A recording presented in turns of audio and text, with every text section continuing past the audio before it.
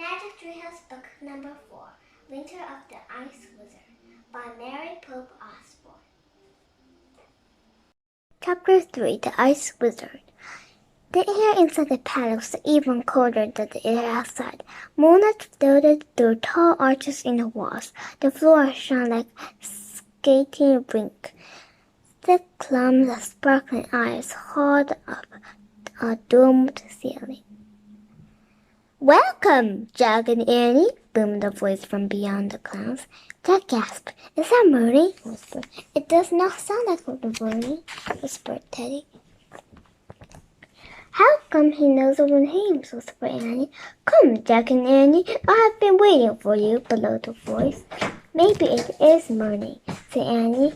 "Maybe he's just using a different voice. Come on." "Annie, wait!" Jack called. But Annie had already disappeared into the sparkly room. "We have to follow her," he said to Teddy and Kathleen. The three of them hurried after Annie. Beyond the clouds, steps made of carved ice led up to a platform. Sitting on a thorn was a platform was a huge bearded man. The man on the throne was definitely not Merlin. He was dressed in a worn robe trimmed with dirty fur. He had a rugged, weather-beaten face, a bushy beard, and a black eye patch. He leaned forward and glared down at Jack and Annie with one good eye. "Who are you?" he demanded. "I was expecting Jack and Annie Frog Creek." Annie stepped towards the store. "I am Annie, and he's Jack," she said. "And these are our friends Teddy and Kathleen. We come in peace." "Annie, Jack," Nana snorted. "You are not Annie and Jack. You are far too small." "We're not so small," said Annie. "I'm 9, Jack's 10. "But you are children," the man said with a scorn. "Jack and Annie are heroes." "Well, I don't know if you'd call us heroes," said Annie. "But we sometimes help Merlin and Morgan Le Fay." "Annie, shh!" said Jack. He didn't trust the man on the throne and was worried that Annie was saying too much. But Annie went on. "In fact, Marty told us to come to Lambert Hunt class today," she said. "He sent us a message written on the stone." "Ah," said the man on the throne. "Perhaps they're really Jack and Annie." He leaned forward and spoke in a low voice. "Dear Jack and Annie of Frog Creek, my staff of strength has been stolen. On the winter solstice, journey to Lambert Hunt class, travel towards the setting sun and retrieve my staff, or it will be lost." Jack didn't understand. "How? How do I know that it was in Morning's message?" the man said. "I know because I wrote it myself. I hope we'll find a way to you somehow." Jack stepped back. "So Morning has sent them on a mission now. The weird man on the throne had tricked them." "Who are you?" demanded Teddy. "I am the Ice Wizard," said the man. "The Wizard of Winter." Teddy gulped. "Oh no," said Jack. "They have heard about the wizard on their past murder missions. It was the wizard of winter who had put a spell on the Raven King and who has stolen the Sword of Light." The wizard glanced coldly from Teddy to Kathleen. "And who are the two of you?" "I am Teddy of Camelot," said Teddy. "I am an apprentice for Morgan Le Fay, in training to be a sorcerer myself." "A sorcerer?" said the wizard. "Yes," said Teddy. "My father was a sorcerer. My mother was a whisperer." "And I am a Selkie," said Kathleen, "one of the ancient seal people." "So you are both from my world," said the Ice Wizard. "You are of no use to me." He looked back at Jack and Annie. "I have only interest in these two mortals, Jack and Annie of Frog Creek." "But why are you interested in us?" said Jack. "Because what have you done for Merlin?" bellowed the Ice Wizard. "For Merlin, you find a water of memory and imagination. For Merlin, you found the Dome of Destiny. For Merlin, you found the Sword of Light. Now I want to find something for me." "What do you want us to find?" asked Annie.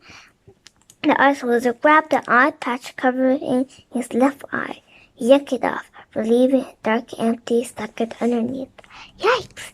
Annie said softly. "I want you to find my eye," the Ice Wizard said. "Oh man," said Jack. It was horrified. Are you quite serious?" said Teddy. "You want them to find your eye?" The wizard covered his empty eye socket with the patch again. "Yes," he said. "I want Jack and Annie to find my eye and bring it back to me." But why? Said Jack. Even if we found it, we can make it work. We're not medical experts or anyway. And anyway, why can't you get your eye yourself, Annie? You're a wizard. Do not question my orders, the wizard roared at her. Hey, don't be on my sister, said Jack. The wizard raised a bushy eyebrow. You're brother or sister? He said. Yes, said Jack. The wizard nodded slowly. His voice grew softer. And you protect your sister, he said. We protect each other, said Jack. I see, whispered the wizard. Then his voice turned gruff again. Long ago, I traded my eye with something I wanted very much, but I never got what I wanted, so now I want my eye back. What did you trade with? Asked Annie. The fates, said the wizard.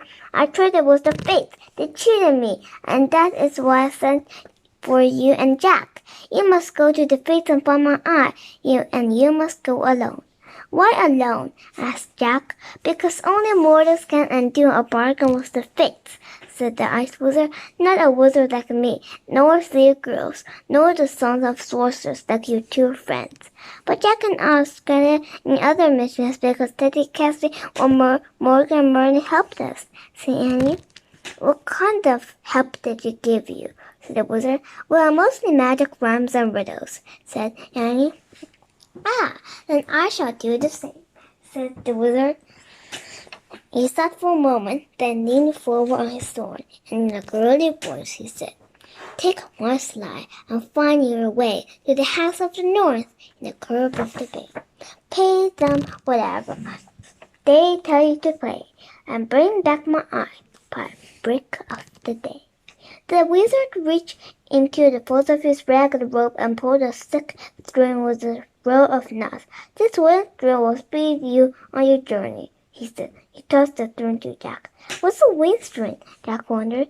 And who are the Norns? Before Jack could ask any questions, the ice wizard pointed at him. Now, listen carefully to this warning, he said.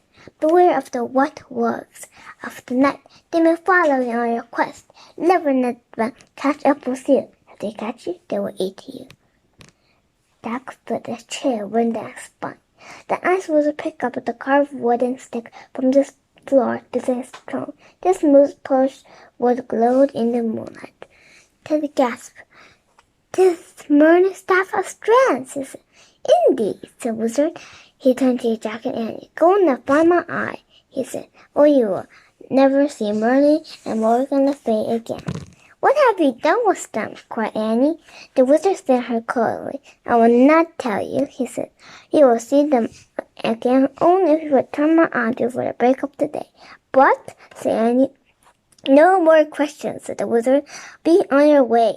Before any of them could sleep, the ice wizard slashed the air with Merlin's staff of sprints and shot a spell. Oh, nay! A flash of blue fire shot from the end of the staff. In an instant, Jack and Teddy and Kathleen found themselves outside the palace in the freezing night.